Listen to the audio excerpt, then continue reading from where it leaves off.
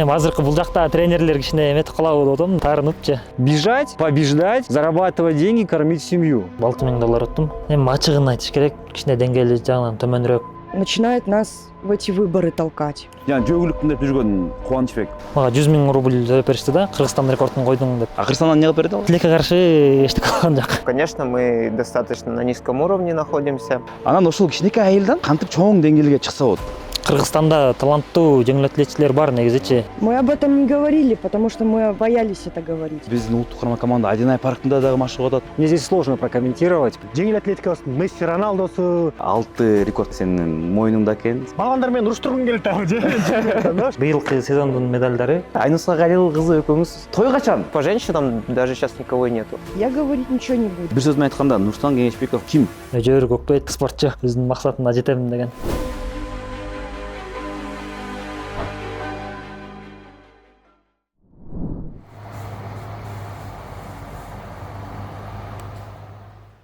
Нурсултан, биз азыр каяктабыз? Биякта эмне кылып жүрөсүң? Ысык көл облусунун Кажы Сай айылындабыз. Биз азыркы учурда окуу машыгуу жыйынында жүрөбүз. Кыргыз Республикасынын жеңил атлетика боюнча улуттук курама командасы 16 киши менен жана башкы машыктыруучу Чокаев Сатыбек агай менен жүрөбүз. Негизи башынан эле мындай суроо кылгым келет да. Муну кийинде эле берсе болот, бирок азыр сен чынында кыргыз эли үчүн мындай феномен катары бааласак болот да. Эгерде бизден, например, суда сүзүүдө Петрашев болсо, ошол жөгүлүктөр арасынан Нурсултан Кеңешбеков. Бул чыгарылышта бизде көптөгөн дагы эксперттер болот, дагы эле жылдыздуу биздин спортчулар болот. Ошондуктан бул чыгарылыш атайын ушул жеңил атлетикага арнайбыз. Ошондуктан мен ишенем, сен мындай болгондой айтып берип, кандай көйгөй болсо көйгөйдү дагы айтып, анан кийин чечүүчү жолдор да сенде эгерде болсо, ошону дагы айтып бересиң деп ишенем, Сүйлөштүк, Биринчи суроо. Эми азыр окуу машыгуу жыйын, кайсы жакка даярданып атасыңар? Быйылкы жылдын эң башкы сезону бул Азия оюндары. Ошол мелдештерге азыр даярдык көрүп жатабыз. Мындай база чогултуп, фундамент кылып жатабыз десек болот да. Негизи эле азыркы учурда биз жолдон келатып көрдүк. Жолду чыгып бараткандар көп экен да. Демек, ысык көл өрөөнү, ушул биздин регион окуу машыгуу жыйындарына мындай кандай жакшы, комфорттуу бир абал түзөбү? Бизде биринчиден бийиктик, деңиз деңгээлинен 1600-1700 метр бийиктикте жайгашкан ошо ысык көл өрөөнү. Ошондуктан чет жактан дагы көп спортчулар келет. Россия, Казакстан, Белоруссия, Украина ошогон жакынкы өлкөлөрдөн да абдан көп спортчулар келет. Биздин да ошол машыгуу жыйындар көбүнесе көлдө өтөт да. Биздики почти 90% ошо ысык көл өрөөнүндө өтөт. Караколдо, ошо Кажы Сайда, Чолпон Ата Бостери. Орусиянын дагы, Өзбекстандын башка спорт түрлөрүнүн дагы улуттук курамалар атайын бияка келип ушу машыгуу жыйын өткөзөт го. Биз ушундай баалабайт да көбүчү. Бизде да өткөзсө болот. Анан кийин билишимче быйыл болуш керек. Салым баштайт экен да. Атайын машыгуу жыйын өткөзө турган база чоң, арка өстү окшойт. Чынында биздин Кыргызстан бул ысык көл өтө идеалдуу жер да негизи. Окума Дмитрий Бивол деле бияка. Негизи эле бардык спортко ошо шарттары, климаттары аябай ыңгайлуу да ысык көлдүкөчү. Негизи ошо биздин жетекчилерге кайрылат элем.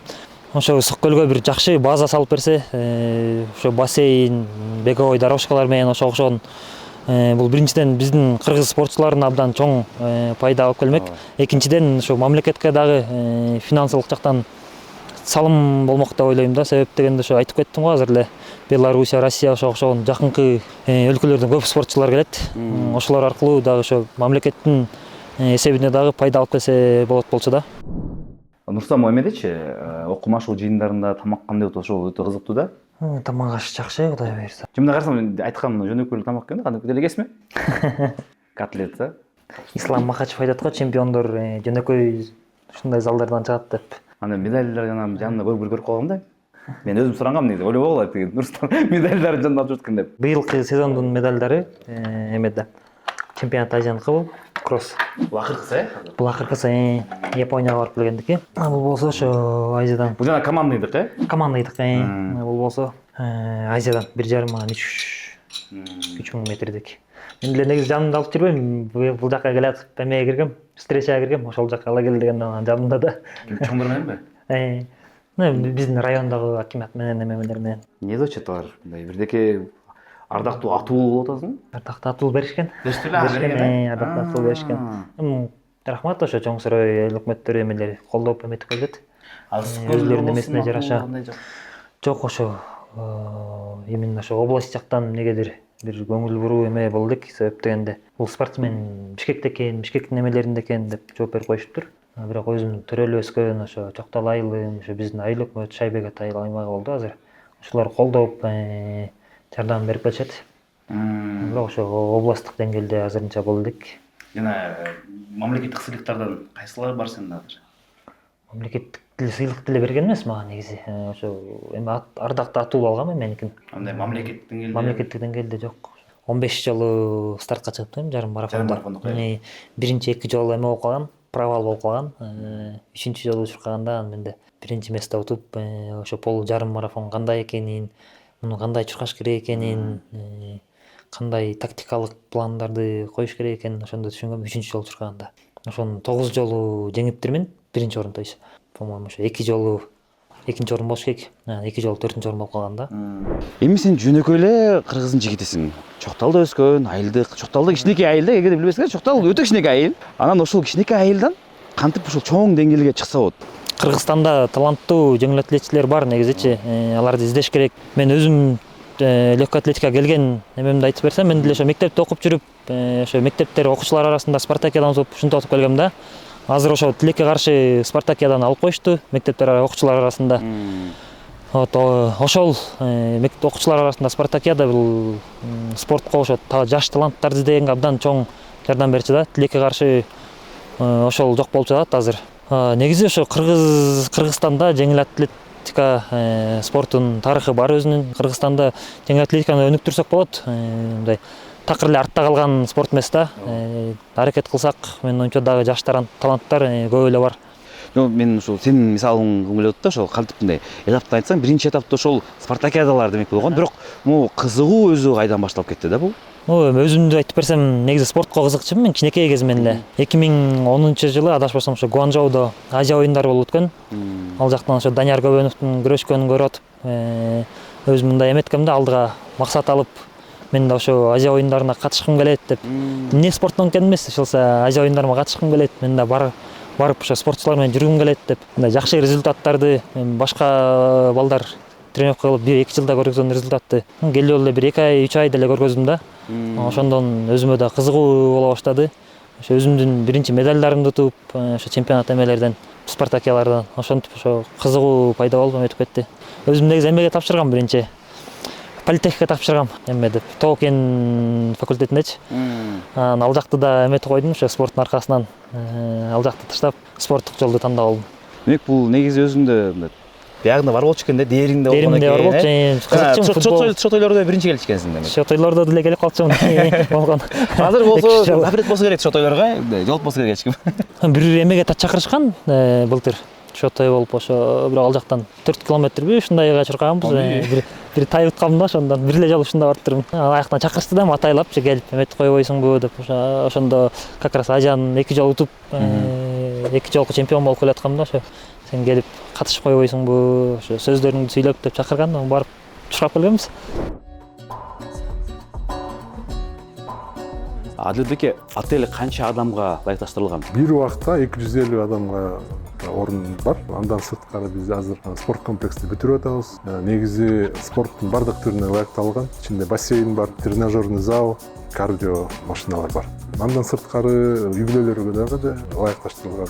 Ар бир кабаттарыбызда компьютерный залдар бар, Sony PlayStation комнатка бар, кичинекей балдар үчүн өзүнчө бөлмө бар. Биз тургандын үстүңкүсү баягы банкеттер, конференциялар үчүн жасалган ошончо. Бүт оборудованиясы менен ичиндеги. Жана атайын конференц залы дагы барбы? Ошондо айтылса, конференц зал бияктан радоновый суулар көп го. Негизи биздин жаныбызда ысык суу бар. Ал биздики эмес, бирок ал иштейт. Каалаган кишилерге биз баягы көрсөтүп коебуз. Өзүбүздүн бассейн, спортивный бассейн, 25 метрлик. Биз өзүбүз триатлон менен заниматься эткенден кийин триатлеттерге толкундуу шарттар бар. Келип кеттиңиздер, бардык шарттар силер үчүн жасалган. Спортчулар үчүн дагы, үй-бүлөлөр үчүн дагы, жөн эле келип кете турган адамдар үчүн дагы бардыгы бар. Кыргызстанда өзгөчө Nomad Camp отель ачылды. Кажы Сайда өтө ыңгайлуу жана менин оюмча уникалдуу десек болот. Ишиңиздерге ийгилик.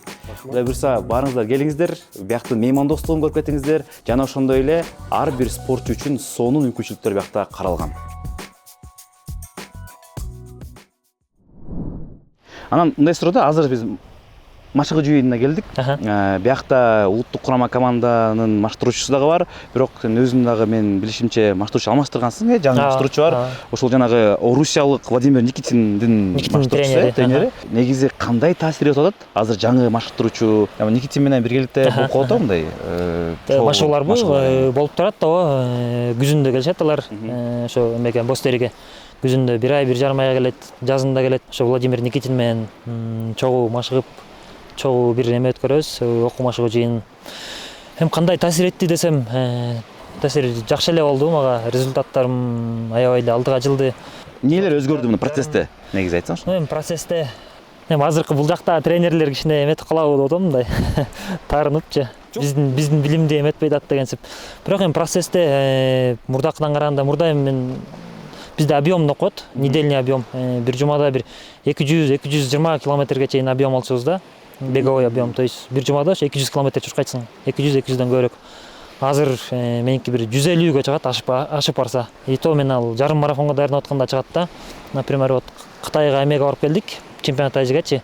Эң максимум дегенде 140 километрге чыгып атты, бир жумалык объем. Ошо бизде не только кросс эмес да, башка да тренировкалар болот. Мисалы үчүн скоростной тренировка болот, 200дөн кыласың, 300дөн кыласың, интервалдар болот, темповой болот.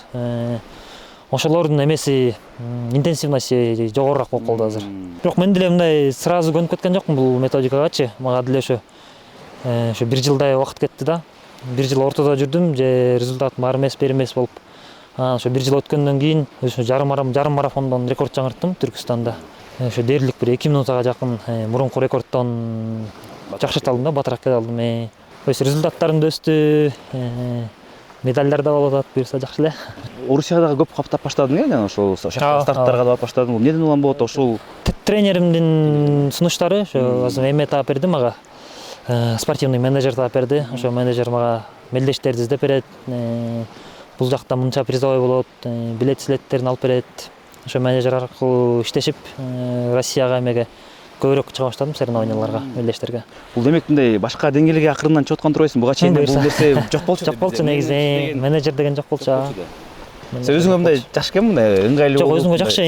Мисалы үчүн Екатеринбург, Оренбургтарга бардым го, мен өзүмдөн каражат кетирген жокмун. Ошо бардыгын менеджер чечип коет.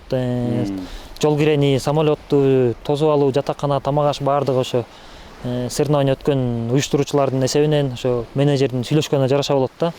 Мен ошо акыркы 3-4 мелдеште Россияга ошо уюштуруучулардын эсебинен барып атам да. То есть өзүмөн да акча кетирген жокмун, мамлекеттен да сураган жокмун, ошо уюштуруучулардын акчасы менен барып мелдешке катышып келатам.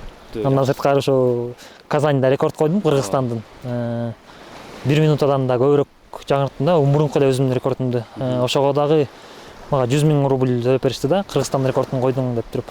Кыргызстандан эмне кылып берди ал? Кыргызстандан тилекке каршы эчтеке калган жок.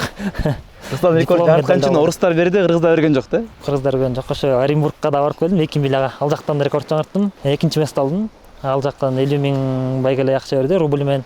Рекорд жаңырткан үчүн бонус катары да 25 000 рубль берди. Бактыбеке, ошол жеңил атлетика тууралуу чыгарылыш кылып атканда биринчи ойго сиз келдиңиз. Анткени сиз журналист, абдан тышкары сиз деген чуркап жүрөсүңөр. Тилекке каршы бир нерсени байкадык.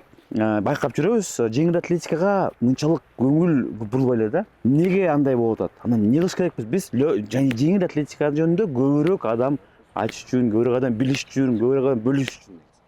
Эми эң башкысы менимче биздин спортсмендердин жетишкендиктери керек. Өгүлүктөрүбүз ар кайсы старттарда, ар кайсы мелдештерде биринчи орунда туруп, желегибиз желбиреп турса эле, жеңиштердин артынан менин оюмча ошо көрмандар деле келет, кызыккандар деле келет, катышкандар деле келет. Көп убакыттан бери эле бизде жеңип жүргөн жетишкендиктер бар бизде. Ушул эле Дарья Масловалар, Илья Тяпкин, Мария Карабицкая олимпиадалардан деле чоң мелдештер деле чыгып жүрөт. Акыркы күндөрү Нурсултан Кеңешбеков деген бир уникум деп коркпойм да мен бул сөздөнчү. Уникальный бир спортсменибиз бар болуп атат. Жеңил атлетикабыздын Месси Роналдосу, жеңил атлетикабыздын Айсулуу Тыныбековасы, Акжол Махмудова, Мерим Жуманазарова дегендей да болчу. Күрөшкө эле, футболго эле, же волейболго кетип калбай эле, мына бизде жеңил атлетика деле бар, бизде көргөзүп атат. Нурсултан өткөн жылы 2 жыл мурун Түркистанда 30 жылдан бери турган рекордубузду койду, жаңылады, жарым марафондон. Жакында эле мына ошо Россияга барып катышып жүрөт ужечи. Нурсултан азыркы убакта Казакстанда уже Казакстанда билишет. Казакстанда өткөргөн старттан Нурсултан чакырышат. Бизге Нурсултан келип катышып кетсин дегендей. Нурсултан азыр тренер алмашты, башка тренер менен иштейт, менеджер бар. Азыр ушу Россиядан ушу старттарды табып берет да. Эми эң башкысы бул результат көргөзөт да. Результат көргөзөт. Легкий атлетиканы түшүнгөндөр результатты карашат. Биздикилер эми көбү кандай десем, например, карагыла, бир жарышка барат Нурсултан, мүмкүн 7-чи орун алат да. Медальга илишпейт, пьедесталга чыкпайт, 7-чи орун алат, бирок результат аябай сонун. Результаты сонун, именно рекорд болот. Бирок элдин баары карап, ой, 7-чи место экен турбай, бул 7-чи место деген эчтеке эмес, андан көрө мынуга карабайсың, могу 3-чү место, могу бронза деген. Бирок результатты караш керек да, бунчу. Жөгүлүктөр бир жактан утуп келгенде аларды тоскон маселеси бир. Бирок жентип отпайсызбы? Убагында Дарья Маслова Азия оюндарында жалгыз алтын медаль алган спортчулардын арасынан балбандар болгон нерсени алган да. Бирок ага кандай көңүл буруп, ага кандай ошол мамиле кылган, андан кийин балбандар кандай кылган, бул эки башка болуп атпайбы? Ооба. Бирок жыйынтык болгон. Дарья Маслованын жыйынтыгы эмеспи? Эми азыр сен мени ушу балбандар менен уруштургуң келип атабы же? Түшүнбөй атам да ушундай. Макул эми айта берейин, бирок чын караганда мамлекет чоң эле мына азиатский игр дейсиң, Азия оюндары. Азия оюнунун башында эле регламент жазылат. Постановление бар, например, могу спортсмен алтын утсаң алтынга мондай медаль беребиз, монча акча беребиз, күмүшкө монча, колого монча деген. Жеңил жөгүлүктөрдүн алтынына мынча же балбандардын алтынына мынча деп бөлүнбөйт турабы? Бир бул. Ооба. Бирок ал акчаны алышат. Аны мамлекет анткени бергенден кийин аны беришет. Бирок андан тышкары жана батирлер деп атабыз, башка бир кандай эмелер болот, буну жеке федерациялар жасап атпайбы? Анан биз азыр бул жерге бир обида болушу мүмкүн, например, ушул эле Маслованын обидасы болушу мүмкүн. Бирок федерацияга тартыш керек анда. Неге менин федерациям балбандардын федерациясындай ошондой батир бере албайт мага деп тур. Бул эми анда балбан болуп кетиш керекпиз, баарыбыз барып туруп, жеңил атлетиканы таштайлы, бүт баарын таштап туруп, боксту таштайлы, баарыбыз балбан болуп кетели анда. Эгерде эми ушу балбандардын ошо күрөш федерациясы ушундай мүмкүнчүлүк болсо, бул ушундай да, менимче кичине необоснованный претензия болуш керек деп ойлойм мен. Мамлекет айткан миллиондорун берди. Мен билгенимче алды, тапшырылды, сүрөткө түштү, болду, берилди. Бул калган дагы чыккандары бул уже федерация берип атат да. Федерациянын мүмкүнчүлүктөрүнө карайбыз да. Анан эми күрөш федерациянын мүмкүнчүлүктөрү жакшыраак болсо, легкий атлетикадан эми эмне деп айта алам мен. 2 ай болуп калдыбы? Жөгүлүктөр тууралуу, негизи жеңил атлетика тууралуу аябай көп айтып атат да. Баары эле айтышат, баары эле жөгүлүктөр ушундай экен, бул бар экен, тиги бар экен деп. Анын бир себеби мен жанагы Кубанычбек деген балага шылтап атам да. Ошонун айынан чын айтканда бизде ошол жеңил атлетикасы бар экен, мындай спортчулар бар экен деп билип калышты да. Азыр ушул ситуация жеңил атлетикага кандай десем, внимание алып келди да. Мунун зыяны жокпу деген да? Вообще зыяны жок менин. Тескерисинче балким. Вообще бул внимание бар. Просто бул деген кандай бул? Временно да болчу. Азыр, например, убактылуу. Эртең ал ситуация жөнүндө угулса, ал адам кандай келген, ошондой эле кетип калат. Бул ситуация аркылуу Нурсултанды деле эл көп карап баштап, көрүп, Нурсултандын жетишкендиктери ушул заматта сразу көрүп, деп баштады да. Бул деңгээли билинип калды, дароо эле. Абсолютно. Жеңил атлетика менен машыгып, чуркап жүрүп, Кыргызстанда өзүңдү бакса болобу негизи? Азыркы учурда ошо жарым марафон чуркап акча таап өзүңдү эметсең болот, камсыздасаң. Эми аябай байып миллионер болуп кете албайсың, бирок өзүңдү камсыздап, ошо күнүмдүк жашоого жеткирсең болот. Бир сезонго канча акча каражат кетет негизи? Даярданганганбы? Даярданганга, ошосун өткөзгөнгө, ошо учуп барып, конуп, жашап, бүт бир сезонго канча акча кетет? Эгер ошо окуу машыгуу жыйындарын мамлекет төлөп аларды эсептебегенде где-то бир 500 миңдей кетсе керек. Эгер соревнования эмелерге өзүңдүн каражатың менен ошо витамин жатса, ошол эле массаж, жатаканаларды өзүңдүн каражатың менен эметсең, өзүң каражаттап, өзүң камсыздасаң.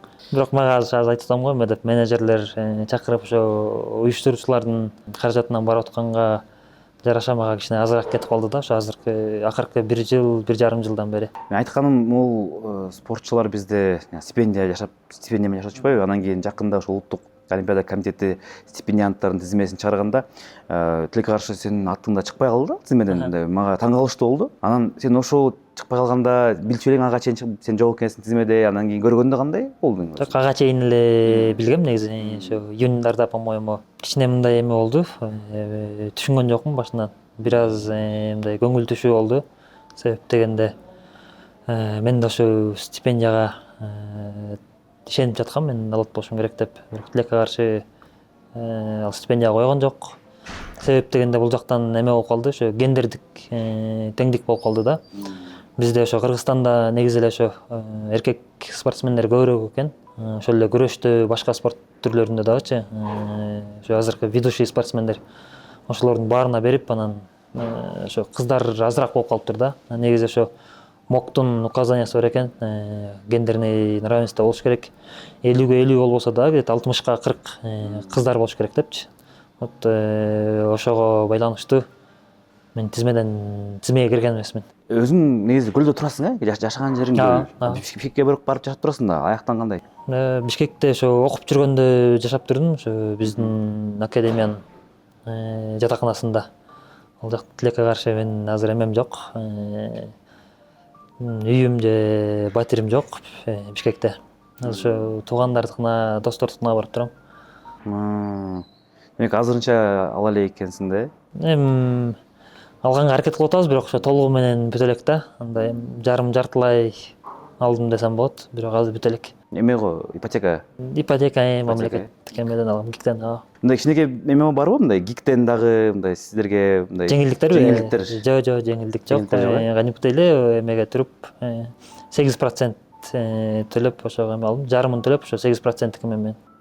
Бул ошол менин оюмча дагы бир өтө ойлонтурчу нерсе. Анткени биздин ошол негизги спортчубуз, жеңил атлетикадагы негизги спортчубуздун ошол азырынча батири жок, анан ГИК дагы 8% менен берип атканы даже. Эгерде ушуну бизди мындай тийиштүү адамдар көрүп калса, керегем сага айтам, келдим сен ук дегендей болуп, балким эми көңүл буруп кичине өтүп каласыздар. Мен үчүн бул аз сен айтканда аябай жаңылык болуп атат. Мен ойлогом ошо шаарда да болсо керек, биякта да бар деп мындай. Жок, ошо тилекке каршы. Номер 1 спортчу да эми бул Нурсултан эми бир 2-3 номер эмес, бул номер 1 да өйдө турганда деңгээлдеги спортчу болгондон кийинчи. Жакшы ниеттен үмүт үзбөйлүк. Балким Кудай берсе алдыда болуп калаттыр.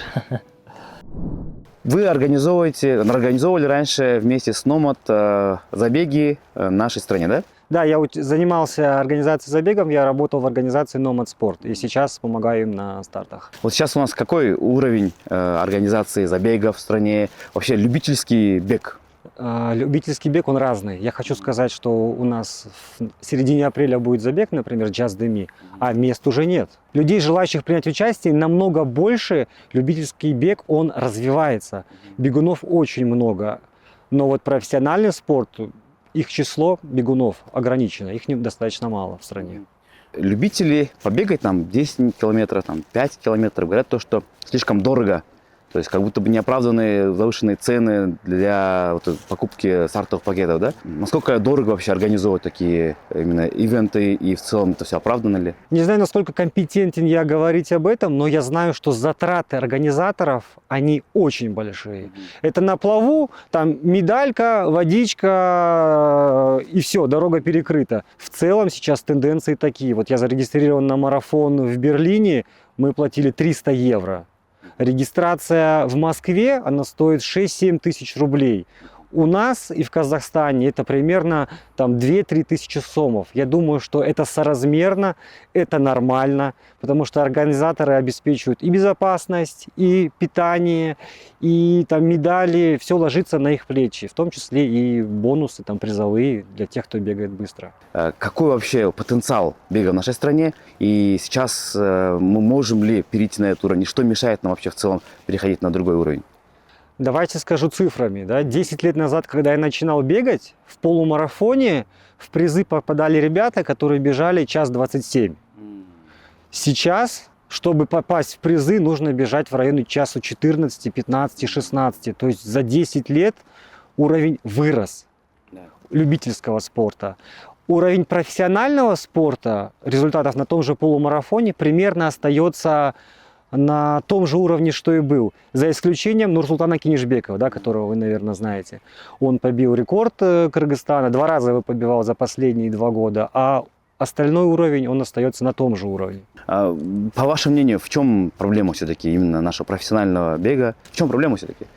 Нурсултан это не благодаря чему-то, а вопреки. Он стал таким крутым вопреки тому, что происходит. Во-первых, легкая атлетика это массовый вид спорта. Чтобы появился там один там, Роналду, должно играть там, не знаю, 100 миллионов футболистов. В беге то же самое. Чтобы появился один Кинишбеков, должно бегать, я не знаю, десятки, тысячи людей, среди которых будет одна звезда, одна звездочка, которая стрельнет.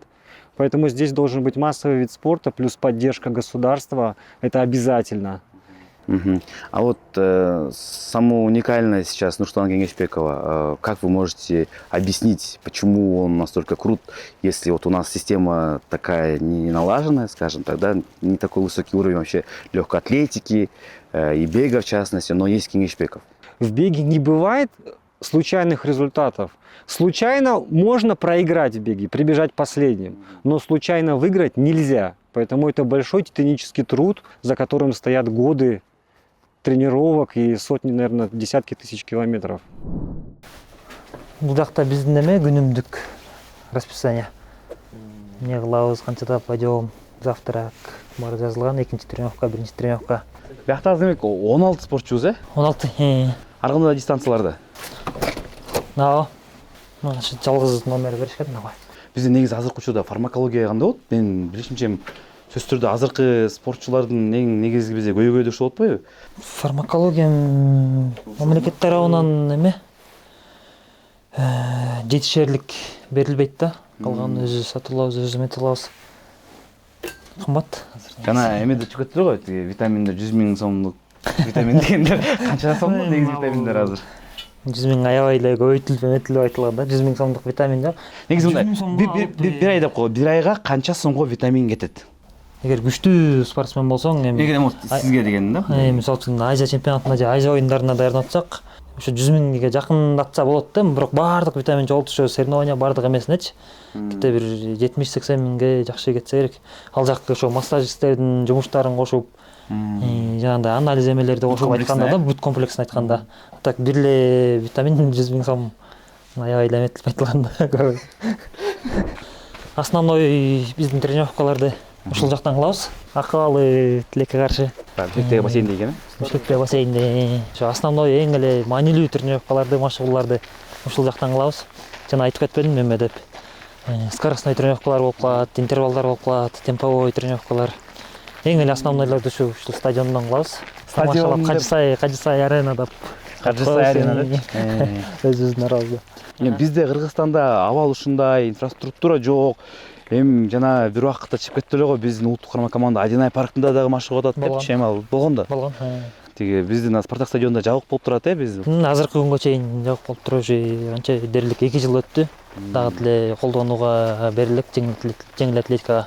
Футболду кымбат эле өтүрүп беришти. Жарым жылда, биздики 2 жылдан ашып кетти окшойт. Ошого байланыштуу ошо Адинай паркында даярданган эме болуп калды да, бизге ошо туура келип калды. Ошо легкая атлетика негизи ушу стадионго чуркаганда өзүнүн атайын бут кийими болот да. Шыптар менен болот. Там шыптар эме да, учтуу мыкактардай болот да. Ал менен асфальттан эмеден чуркай албайсың да.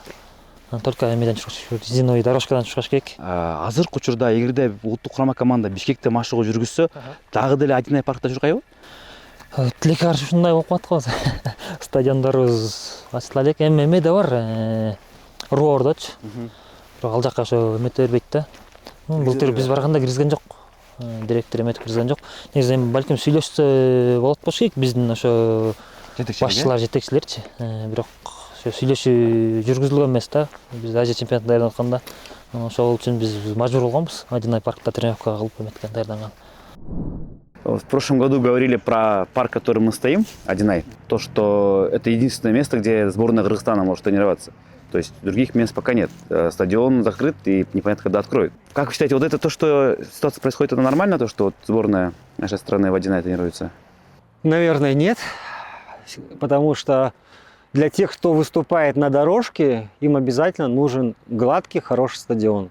такие как вот есть в Караколе уже построили, в Карабалте сдан в эксплуатацию, знаю. У нас на Ворошилово, по-моему, училище Олимпийского резерва есть, и стадион Алга, который достроен. И здесь вопрос самих профессиональных спортсменов и их тренеров, Федерации легкой атлетики, которые должны, по крайней мере, подсуетиться, чтобы обеспечить обеспечить спортсмена нужным ему инвентарем. А стадион это глобально, это вот такой инвентарь. Нам здесь нормально, здесь где угодно, по горам, по полям, по лесам. То есть, сами побегали и счастливы. Сенин дистанцияң, корон дистанцияң кайсыл деспейсиң өзүң? Барбы корон дистанция? Бизде ошо спортсмендердин аз болгондугуна байланыштуу ошо туура келип калып атат. Мен ошо 1,5 да стадионго да чыгып, кайра ошо шоссеге да чыгып дистанцияларды алмаштырыпчы. Эгер бизде спортсмендер көп болуп, ошол эле жанагындай тандап алуу, отборлорду өтүп атса, анда мен деле толук эле бир эле дистанция чуркамакмын.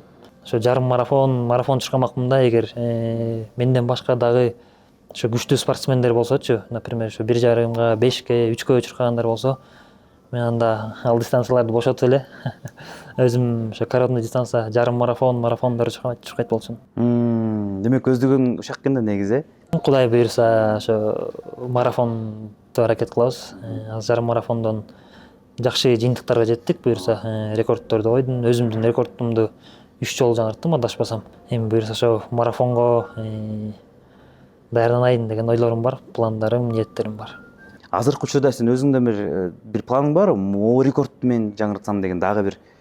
Ооба, буюрса бул биздин легендарлуу Сатымкул Жуманазаровдун рекордун ошо марафондо жаңыртайын деген чоң бир глобалдуу планым, максаттарым бар. Жарым марафондо өтө белгилүү болуп атасың, негизи жарым марафондо спец катары. Анжана 60 мүнөттөн чыкса болотпу экен, кандай? Болот. Болот, Кудай буйрса. Ошо менен чогуу тренировка кылган Владимир Никитин Казанда ошо 60 минутадан чыкты, 1 сааттан. Ошо 1 сааттан чыккан бул уже дүйнөлүк эме да. Ооба да. Дүйнөлүк уровень да. Демек сенде да бар экен мүмкүнчүлүк. Анан качан буйрса Руслан Кеңешбеков 60 мүнөттөн чыгат? Дагы бир 1,5-2 жылда, Кудай буйрса. 1,5 жыл, Менден Владимир Никитин 8 жаш улуу. Казанда айтышкан, сен да шашпа, эметпе деп. Сен да Никитиндин убагына келгенче сенде да 8 жыл эме да бар депчи. Запаста 8 жыл бар, сен шашпа деп. Буйрса 8 жылга жеткирбей эле бир 2 жылда Кудай буйрса аракет кылабыз. Азыркы учурда ошондо 1,5 мүнөттөй керек экен дагы. Никитин менен чогуу эле Казанда чуркагам. 61 минута 38 секундта. Ал жакта деле өзүмдө мындай эме аябай запас болду өзүмдөчү, мындай аябай деле кыйналып өзүмдү до конца эметкен эмесмин да. Бир 61-20га чейин чурсам болот да, 61-15, 61-20га чейин. Кудай буйрса ошо бир 1,5 минута, 2 жылда 60 минутадан чыгам деген максат бар, Кудай буйрса. Вы завершили карьеру уже, недавно относительно, то есть буквально недавно были действующим спортсменом, членом национальной сборной, да? И вот прошло некоторое время, сейчас вы уже не изнутри, а вот как будто снаружи можете наблюдать. И наблюдая снаружи, вот какие вы увидели вот такие точечные моменты, которые нужно улучшить в работе именно с легкой атлетикой в нашей стране там? Я не знаю, как сейчас, да, но до этого не было, да, такого, чтобы нас в единую форму одевали. Может, не в такой самый китайский дешевый бренд одевать наших спортсменов. Хотя бы, чтобы эта потом форма приносила пользу. В дальнейшем тренировались, бегали и использовали ее по назначению. Потому что обычно нам, немножко форму давали не очень, да, в хорошем таком качестве. Когда ты ее там один раз постирал, там одна штанина больше становится, другая меньше штанина. Приходится свою, да, форму одевать, где-то там за деньги купил, допустим, в Nike покупаешь или в Puma покупаешь и одеваешь, это уже не видно, да, что ты с Кыргызской республики, потому что ту форму, которую дают, вот за вот это вот тоже, да, немножко обидно, потому что тоже, может быть, должна включаться и искать спонсоров, каких-то людей, да, чтобы наших ребят тоже одевали в хорошую форму. Качан Руслан Кеңешбековду биз марафондон көрөбүз? Жакынкы жылдары, Кудай буйрса, может, Олимпиаданын алдындагы, балким, Кудай буйрса эмелер бар, ниеттер бар. Азыркы машыктар үчүн дагы ошо Олимпиаданын алдында балким байкап көрөбүз деп мындай сунуш киргизди. Биринчи чуркаганда эле мындай аябай жогорку деңгээлдеги жыйынтыкты көргөзсөң болот деди да, жакшы даярдансак. Айтайын деген, сен көп жолу ушул жеңип жүргөн жана Шохрух Давлатов, өзбекстандык спортчу, Валенсияда 2 саат 8 мүнөттө, 2 саат 7. 2 саат 7 мүнөттө финишке келип, андан кийин ошол Олимпиадага жолдомо алып, Олимпиадага норматив толтуруп барып келди, Демек, мындай сенде дагы мүмкүнчүлүктөр бар экен деген жол берет да. Мүмкүнчүлүк бар, негизи мен марафон чуркай элекмин да азырчы. Бирок марафондон башка дистанцияда мен ошо Шохрух Давлатовдон результаттарым бардык дистанциядан эме да, күчтүүрөөк. 1,5-дан, 3-төн, 5 километрден, 10 километр жарым марафондон да күчтүүрөөк. Жарым марафондон адашпасам бир 10 секундадай андан эме келдим, баттыраак келдим Казаньда. Шохрух болсо Валенсияда чуркады. Валенсияга ал жакта адамдар, күчтүү элитный спортсмендер өтө көп болот. Алар ошо конкуренция, атаандаштык менен чуркап көргөздү да. Мен деле ойдойм, ошо Валенсияга барып чуркасам, ошо атаандаштык, конкуренция, ошо элитный спортсмендердин арасында буюрса мен деле 60-тан чыкпасам да, где-то 60-40 деңгээлинде чыга алсам болот деп ойлойм да, ошо быйыл ноябрга чейин. Ноябрда болот, адашпасам, ошо Валенсия жарым марафону. Илья, вы лучший, точнее, наверное, вы самый быстрый наш бегун на марафонской дистанции в Кыргызстане, и поэтому нам очень интересно узнать ваше мнение о том, в каком состоянии наша легкая атлетика, что сейчас с ней происходит, и какую вообще оценку дали бы ей? Ну, если сравнивать с более такими другими сборными, да, иностранными, то, конечно, мы достаточно на низком уровне находимся. Мало у нас профессиональных атлетов, которые могли бы конкурировать, ну, даже на Азии, да. То есть, но есть ли у нас потенциал? И почему мы не реализуем этот потенциал? Потенциал большой, на самом деле, еще со времен там Советского Союза, да, советских бегунов, Сатымкул Джуманазаров доказывали, что могут брать медали на Олимпийских играх. Но другой вопрос, что как его реализовывать. Да. То есть, ребят, я уверен, что в регионах, высокогорных регионах особенно, их много. Вот. Как мне кажется, это, ну, сугубо личное мнение, что нужно больше уделять внимание детской легкой атлетике, привлекать больше детей, больше детских соревнований проводить, не только чтобы это было там школы бега, да, ну вот, которые с дюшоры существуют, но и в целом в обычных школах проводить, вот, чтобы федерации подключались, и было больше выбора, ну, из детей, чтобы можно было посмотреть и увидеть, кто как бежит. Но есть такое мнение, то, что у нас много талантливой молодежи есть, но они не все доходят до взрослого уровня. Вот в какой момент теряется вот, этот самый парень или девочка, которая вот хочет стать профессиональным спортсменом, но в определенный момент она теряется? Наверное, это происходит вот как раз переход, когда со школы подростки, да, уже они переходят вот в студенчество. То есть где нужно не только учиться там, но еще и зарабатывать, ну, как-то себя кормить. То есть минимальные потребности – это проезд, кто-то переезжает в другие города. То есть уже акцент идет больше на учебу, на обеспечение себя там в будущем. Ну, то же самое и родители можно понять, что они говорят, какая легкая атлетика, как бы хватит там сидеть у нас на шее, иди подрабатывай, иди работай. Ну и, соответственно, человек уже думает, бегать, может быть, я буду меньше, но мне нужно зарабатывать. То есть вот этот момент финансовый, он, наверное, самый такой острый. Когда вот про легкую атлетику в Кыргызстане говорят, понятно, что у нас всегда были такие традиции. Там у нас были олимпийские чемпионы даже. Там, призеры, да.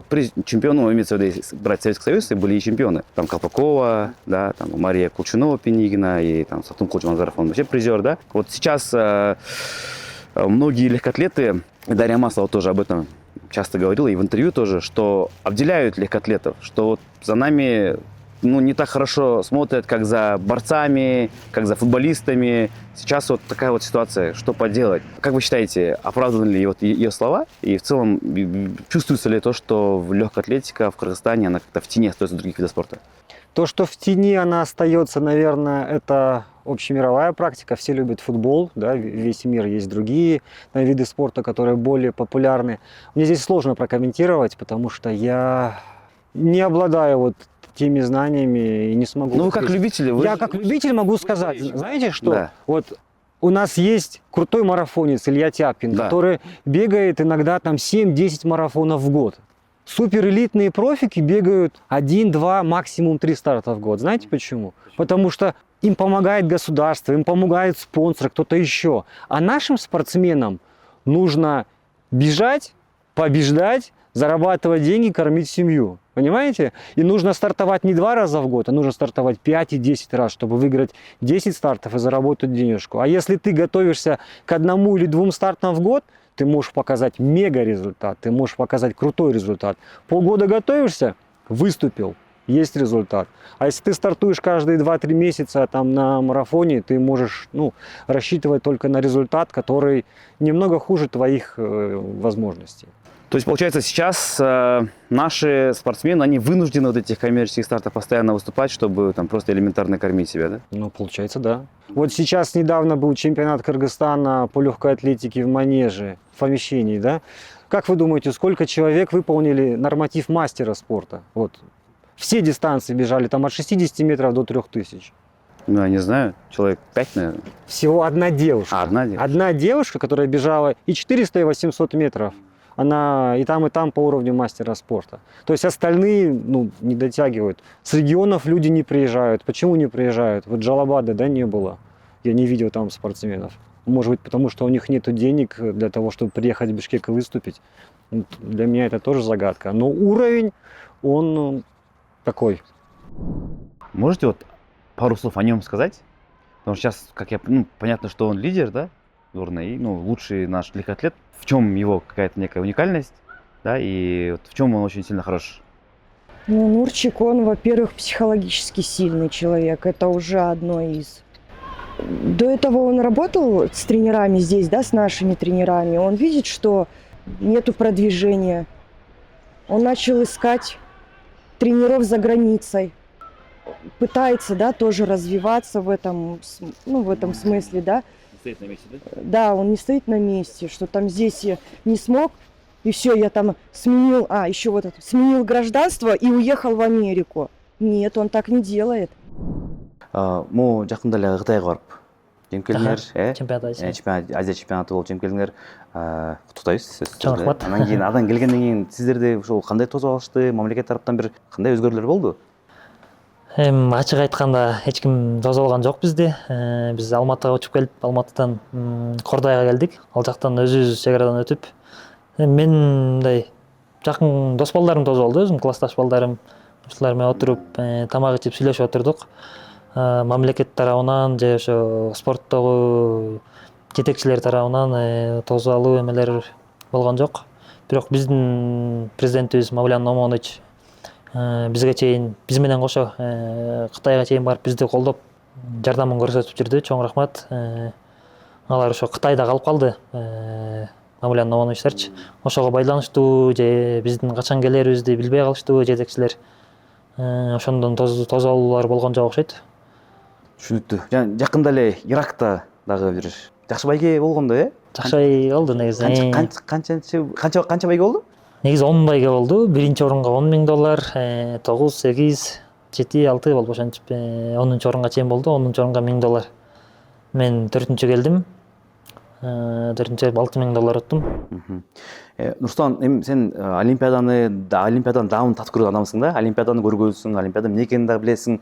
Анан кийин Токиодон кийин бизде мындай бир ишенич пайда болгондо, демек кийинки олимпиада оюндарына дагы Нурсултан барат экен деп, анан кийин тилекке каршы ошо Париждеги олимпиадага лицензия алган жоксуң.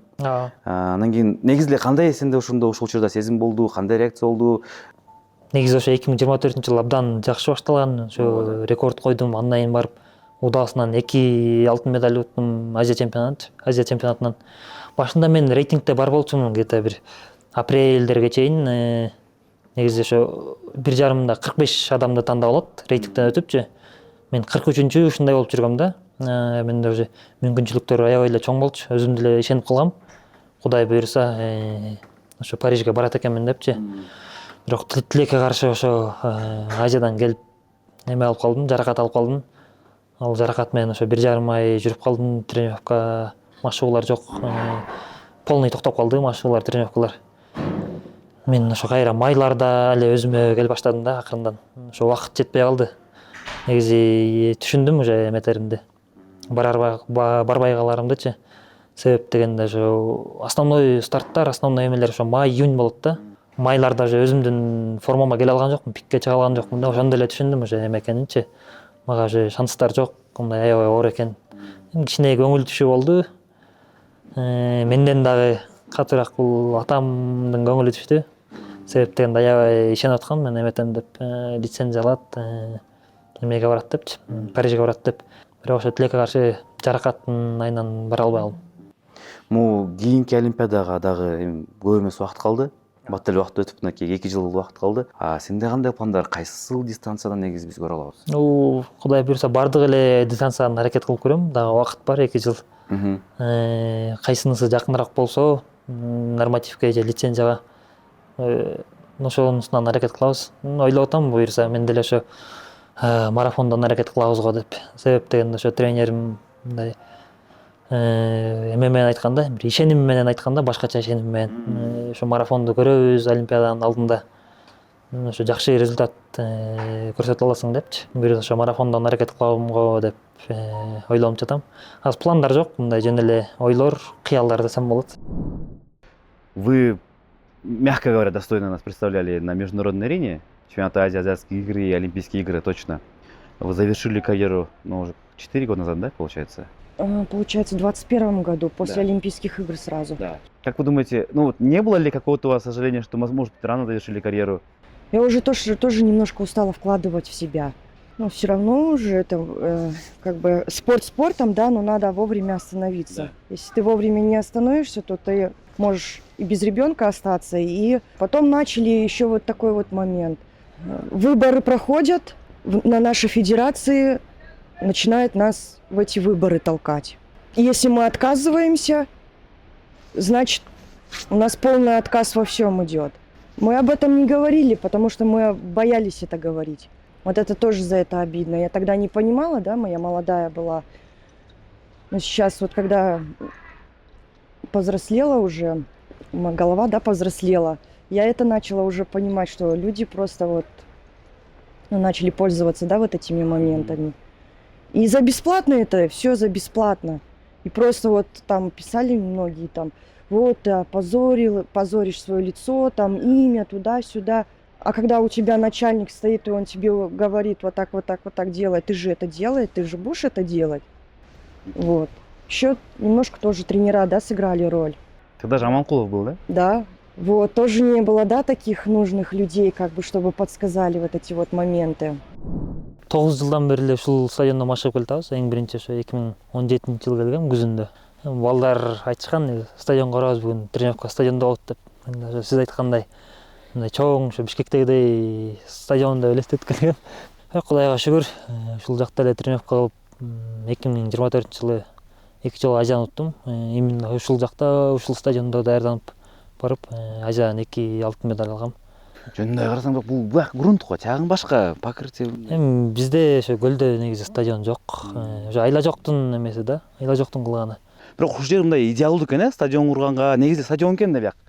Мындай карасаңар мындай чоң аянча экен, мындай трибуналар элестетсеңиздер болот, мынакта беговой дорожка элестетсеңиздер болот. Бүт даяр экен да, биякта отельдер бар, гостиницалар бар. Бир жакшы спорттук база салып жада калса ошо мамлекетке пайда алып келсе болот депчи. Мен ушул жерде айтып аткам да, чуркаган стадион салып, сүзө турган бассейн, даже ушу күрөшө турган залдарды салса да болот да.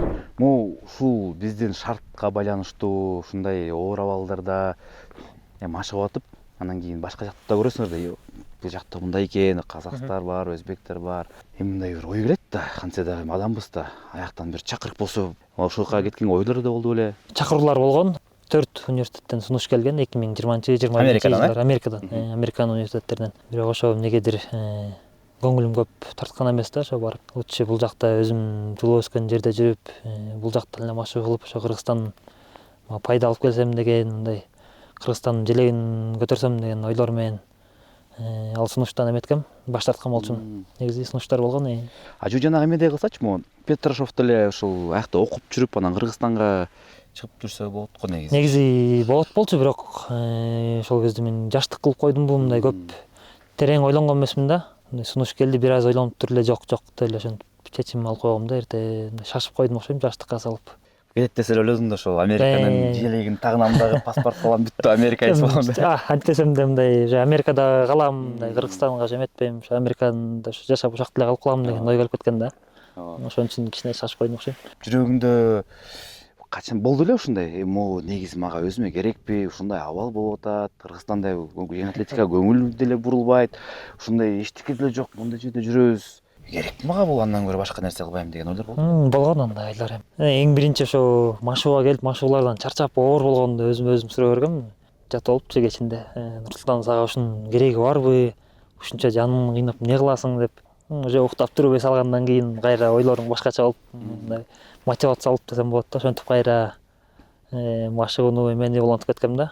Карантин жылдары аябай кыйын болгон болчу да. Же соревнованиялар жок, же мындай кыйраткан эметкен колдоолор жок болупчу. Же мамлекет тараптан ошо стипендия эмелери жок болуп, ошондой бир оор учур болуп калды да. Мен туугандарым деле, мындай жакындар деле айтышкан да. Эмне кыласың спортту, мындай баалабагандан кийин лучше барып иштеп акча таппайсыңбы, жардам бербейсиңби деген.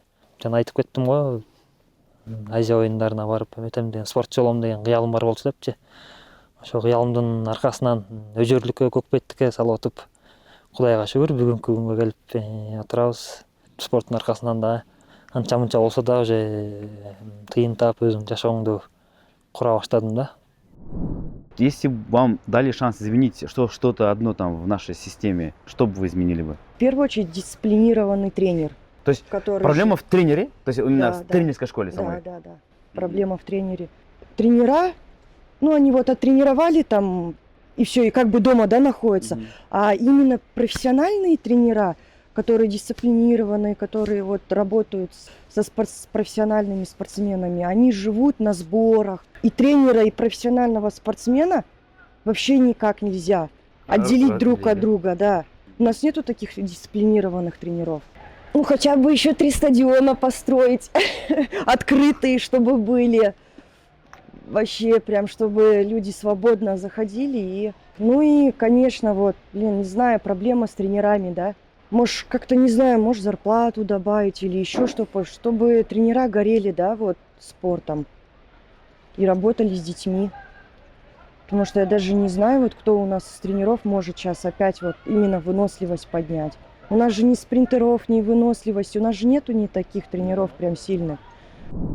Биз ушул жеңил атлетиканы жаңы деңгээлге чыгарыш үчүн кандай кадамдарга барыш керекпиз, кандай ыкмаларды колдонуш керекпиз? Неги сенде бир барбы? Кичине болсо да бир өзүңдүн оюң, стратегиялык оюң балким.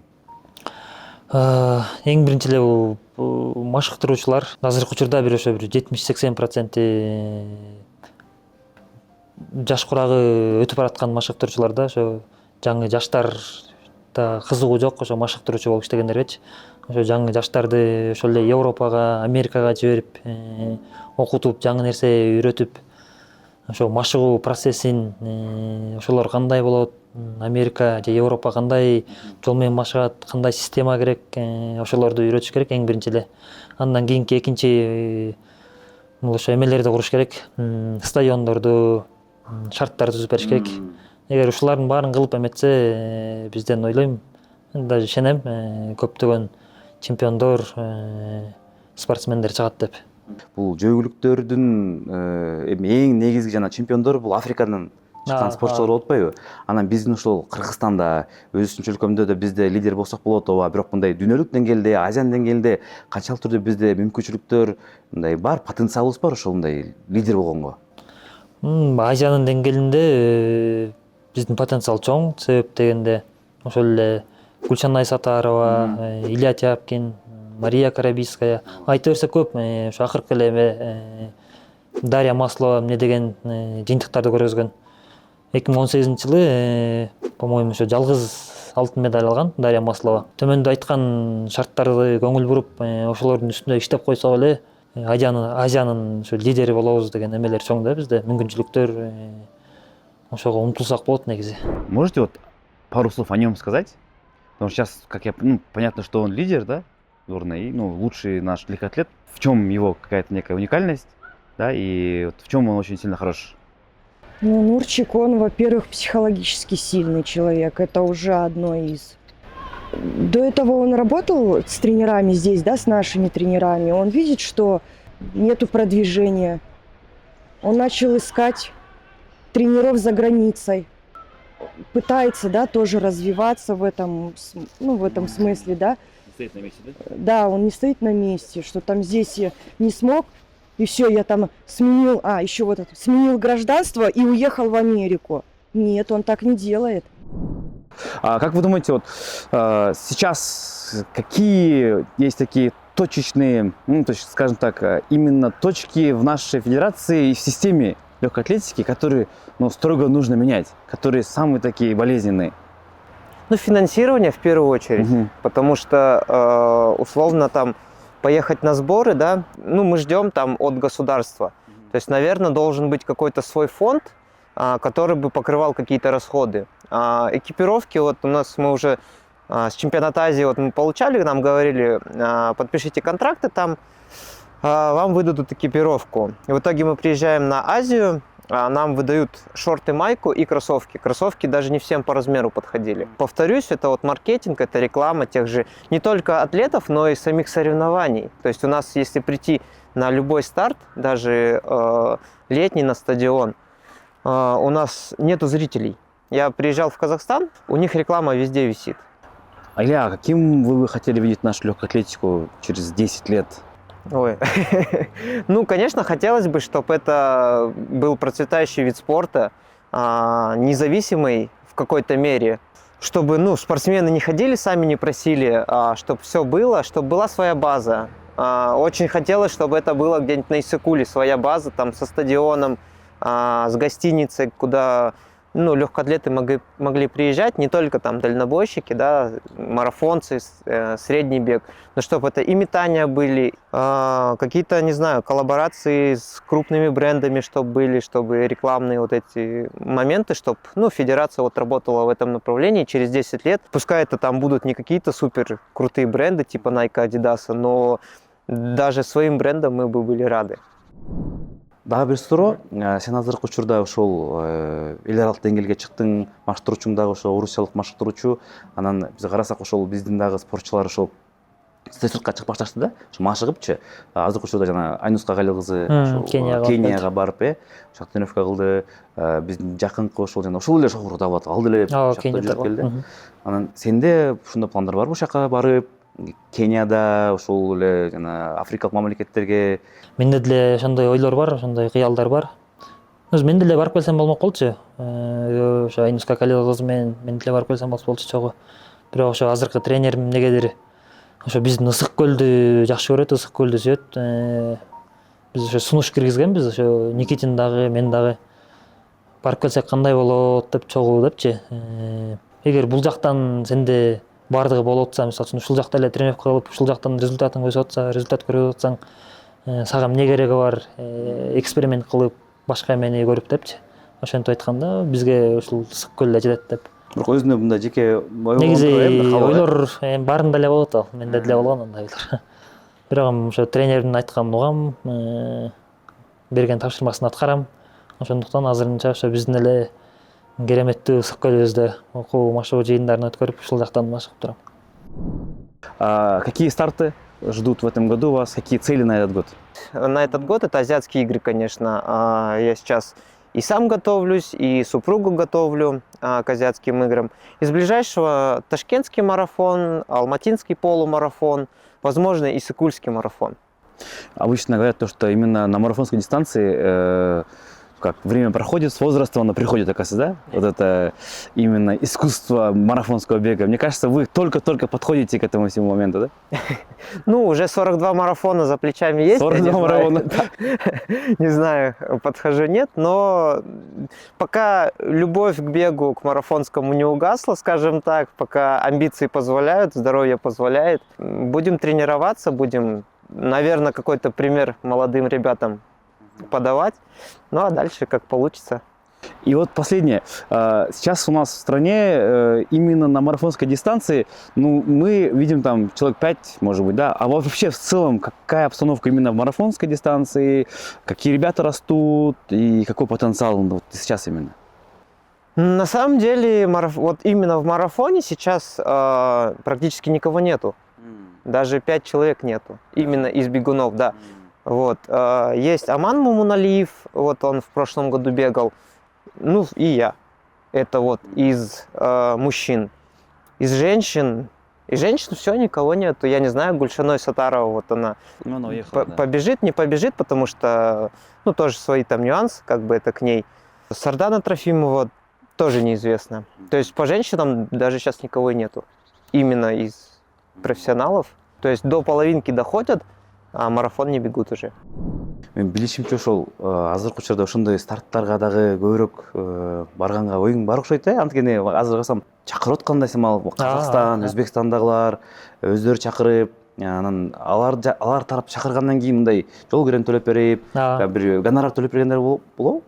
Эми гонорар төлөп берген эмес, бирок ошо жол кире төлөп берип, тамак аш жаткан жерлери төлөп берип, ошол эле алар да өз бир условияларды коет. Например, ошо соревнованиянын рекордун жаңыртсаң дагы бонус төлөп берет. Же бир ушу белгилүү убакыттан батыраак жүгүрүп өтсөң дагы бонус төлөп берет. Спортсмендерге болгон азыр эмесин колдоосун көргөзүп жатат. Ошо коммерциялык старттар жакшы өнүктү. Ошо Орто Азияда азыр жогорку деңгээлге чыгып жатсам болот. Мурун бир 5-10 жыл мурун ошол эле Дарья Маслова, Адилет Кыштакбековдор чуркап жүргөн убакта мынчалык деңгээлде өнүгө элек болчу. Ошондой мелдештер менен ошо чуркоо сүйүүчүлөрүн спортко тартып келе атышат да. Алматы марафондо 26 000 спорт сүйүүчүсү катышты. Бул абдан чоң деңгээл. Ошол эле Москва марафонуна салыштырсак болот да. Москва марафонунда бир 30-35 миңдей адам катышат. Ошо Алматы марафон жогорку деңгээлге чыгарып атат азыр чуркоон ошо Орто Азияда. Биздин марафондор кандай деңгээлде болот? Биздин марафон кичине эмерээк, бир азыраак бизде катышуучулар. Бизде бир 4 000 5 000 катышуучу болот. Байге фонддору дагы мындай уюштуруп өткөргөн жактары да кичине эмерээк да. Ошо Алматы марафон, ошо Казакстан марафондорунан бир аз айырмаланып турат. Негизи ушундай марафондорду уюштурганын Кыргызстанга канчалык пайдасы бар деген да? Пайдасы негизи эле абдан көп. Ошо элди массалык түрдө бул спортко эмеге чакырып атат да. Сергек жашоо образыначы. Деңгээл жагын айтсам, спорт сүйүүчүлөрүнө абдан жакшы шарттар түзүлүп, кызыгып жатышат. Эми мен чуркоодон мындай кичине алысыраак адаммын, бирок чуркап жүрөбүз, бирок мен түшүнөм. Бул жакта лидерлер бар, лидер мамлекеттер бар, фавориттер бар, бирок могу Кыргызстандын потенциалы, анан бизде Кыргызстан, биздин спортчулар деңгээлди айттың, мындай потенциал бар, Азия катышат, бирок сенин жеке оюңча ошол Олимпиада оюндары, дүйнө чемпионаттарында медаль алганга медаль алса болобу дегенби? Алса болобу негизи? Эми ачыгын айтыш керек, азыркы учурда тилекке каршы шанстар, мүмкүнчүлүктөр дээрлик жокко эсе, дүйнө чемпионатынан же Олимпиададан. Бирок аракет кылсак, эмнеге болбосун, ошол эле марафондо жакшы мүмкүнчүлүктөр бар деп айта алмакмын. Ошол эле Сатымкул Жуманазаров Олимпиададан коло медаль жеңген болчу. Ошо марафонго узун аралыктарга көбүрөөк көңүл буруп, жаңы системаларды, жаңы методикаларды алып келип иштесе, менин оюмча ошо марафондон медаль алса болот. Быйыл Азия оюндары, ошол Азия оюндарында өзүңдүн негизги планың кандай? Анан кийин Кудай буйрса алтынга көз жетип атабы? Кудай буйрса ошо эң эле биздин основной старт ошо Азия оюндары. Азыркыдан баштап ойлонуп, мындай план түзүп атам, кайсы дистанцияга чуркасам кандай болот. Ошо бизде да азыр жанакы араб мамлекеттери, ошол эле африкалык эмелер сатып алып атпайбы, спортчулардычы. Ошолорду анализдеп, кимдер келет, алар менен да иштеш керек, Кудай буйрса. Буйрса медаль алабыз деген шанс бар, ойлор бар, Кудай буйрса. Себеп дегенде кечээ жакында эле Азиядан 2 күмүш медаль алып келдик. Кудай буйрса Азия оюндарына деле ушул спортсмендер келет.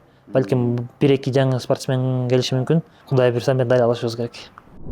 Ну вы как любитель, через 10-15 лет, как вы думаете, что должно случиться у нас в стране, чтобы этот вид спорта, он расцвел, чтобы он был уже на другом уровне, чтобы мы такие гордились им?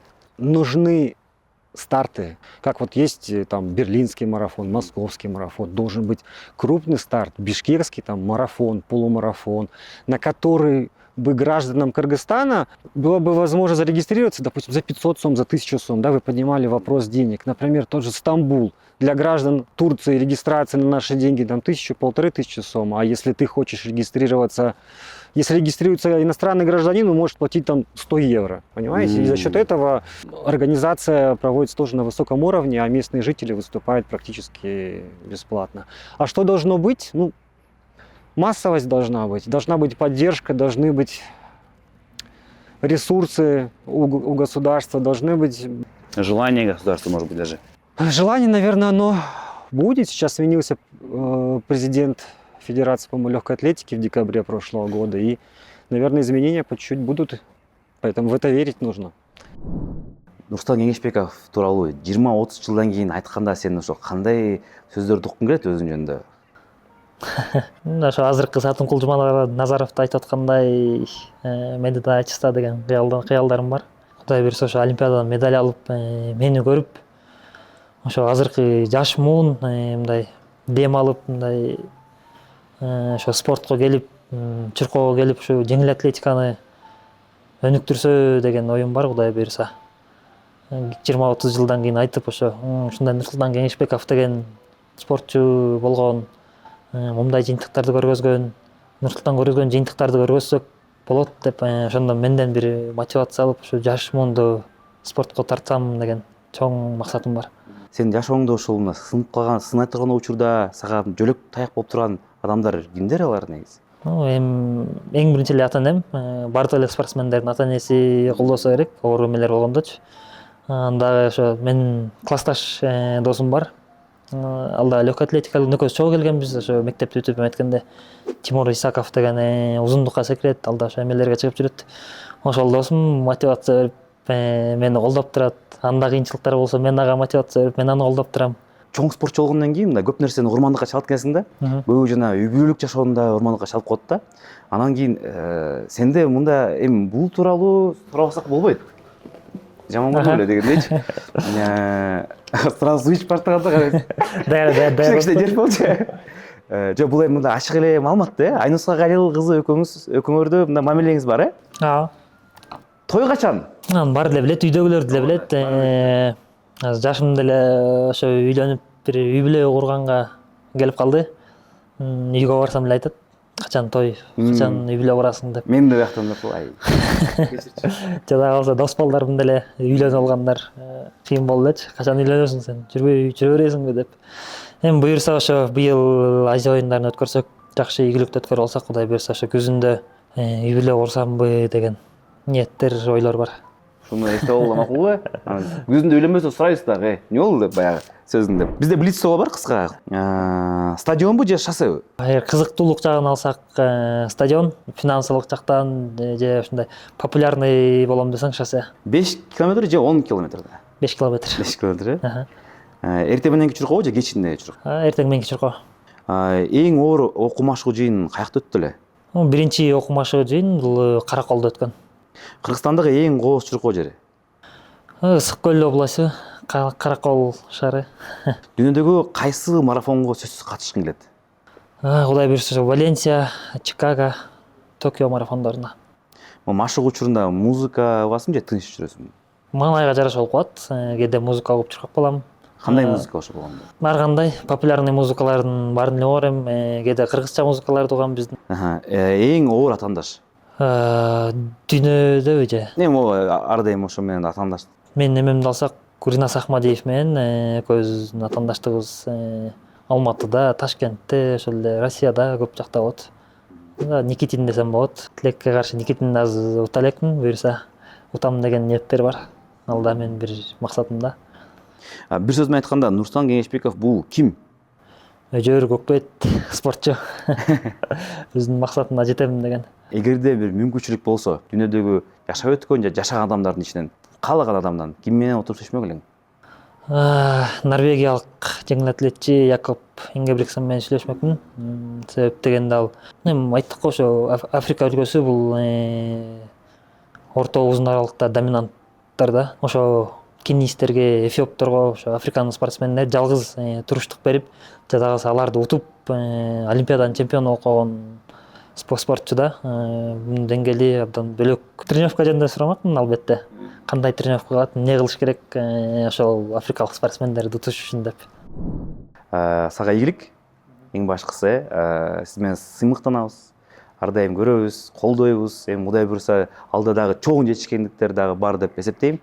Ошондуктан эми кыргыздын туусун бийик көтөрүп жүрөбүз. Берсе айтканыңыз чоң рахмат. Сонун маектер, кызыктуу долбоор, өзгөчө контент. Бул спортка, биздин спортка, оңой эле таап көрсөң болот жырыга.